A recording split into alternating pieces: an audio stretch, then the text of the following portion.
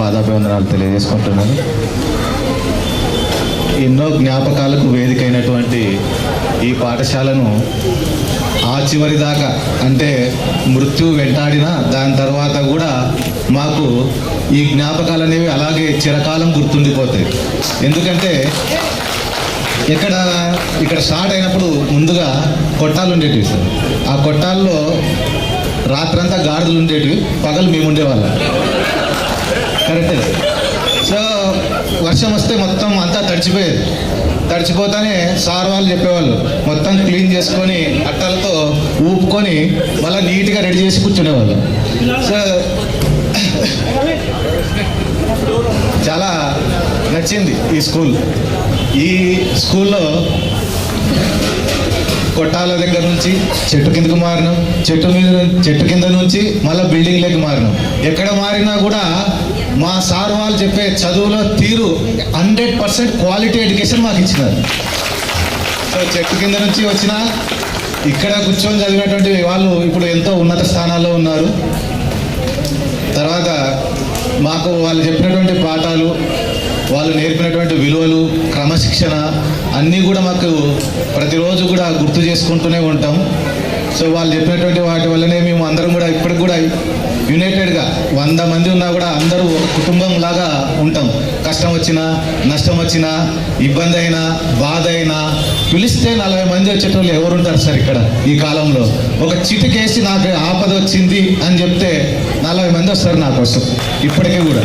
So కాబట్టి ఇంత గొప్ప స్నేహితులు ఉన్నందుకు నేను ఆ భగవంతునికి కృతజ్ఞతలు తెలియజేసుకుంటున్నాను. అలాగే మాకు ఎన్నెన్నో గొప్ప విషయాలు నేర్పించారు మా సార్ వాళ్ళు.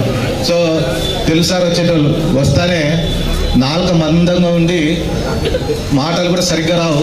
ఆ సార్ బెత్తం పట్టుకుంటానే అటజని కాంచి భూమి సురుండబ్బర్ అని పద్యాలు ఎత్తుకునేవాళ్ళు. అంటే మాట్లాడడానికి రాదురా వీడికి అనే వాళ్ళకు కూడా విషయం చెప్పాలనిపిస్తుంది. సార్ అప్పుడు ఇంకా మాకు విద్యా వాలంటీర్కి వచ్చాడు. వస్తానే 106 మంది ఉన్నాం, మళ్ళీ ఇంకొక స్టూడెంట్ ఎక్కడ కూర్చుంటాడబ్బా అని అనుకున్నాం. సార్ అని మాకు అప్పటికి తెలియదు నిజంగానే.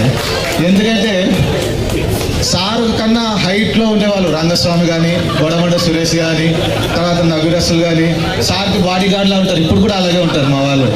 సో సార్ చూస్తే పక్కపలచగా ఉండి స్పెట్స్ పెట్టుకొని నూనుగు మీసాలతో మాలో ఒక్కడిగా వచ్చినాడేమో అని అనుకున్నాం మేము. కానీ మాకు కూడా ఎన్నో అర్థం కాని విషయాలు, భౌతిక శాస్త్రంలో ఉన్నటువంటి విషయాలు అన్నిటి కూడా చాలా చక్కగా బోధించడం జరిగింది. సో రాజశేఖర్ సార్ గురించి కూడా చెప్పుకోవాలి. నేను ఎప్పుడు కూడా పాఠశాలకు వచ్చినానంటే ఇంటర్వెల్ టైంలో బుక్కులు అవతల పెట్టి అక్కడ నుంచి అట్టే పారిపోయేవాళ్ళం. సార్ ఒకరోజు పిలిచి బాగా కొట్టాడు. కొట్టిన తర్వాత అప్పటి నుంచి ఇంటర్వెల్కి పోవడం మానేసాం. సో ఆయన మన ముందు లేకపోవడం మన దురదృష్టం. కానీ రాజే సార్ ఎక్కడున్నా, తాను ఎక్కడున్నా రాజే. సో ఎప్పుడు కూడా అందరినీ చిన్న కన్నా అని మాట్లాడించేవారు. రాజశేఖర్ సార్ ఎవరిని కూడా అసలు కొట్టిన తర్వాత బాధపడే టీచర్ని సార్ మాత్రమే చూస్తాం. కొట్టిన తర్వాత మళ్ళీ సార్ కళ్ళలో నీళ్ళు వచ్చేవి. సో అటువంటి గొప్ప ఉపాధ్యాయుడు మన మధ్య లేకపోవడం చాలా దురదృష్టకరం. సో అందరు కూడా మాకు ఎంతో గొప్పగా పాఠాలు నేర్పి మమ్మల్ని ఈ స్థాయిలో ఉంచినందుకు వాళ్ళందరికీ కూడా మరొకసారి పాదావందనాలు తెలియజేసుకుంటూ ధన్యవాదాలు.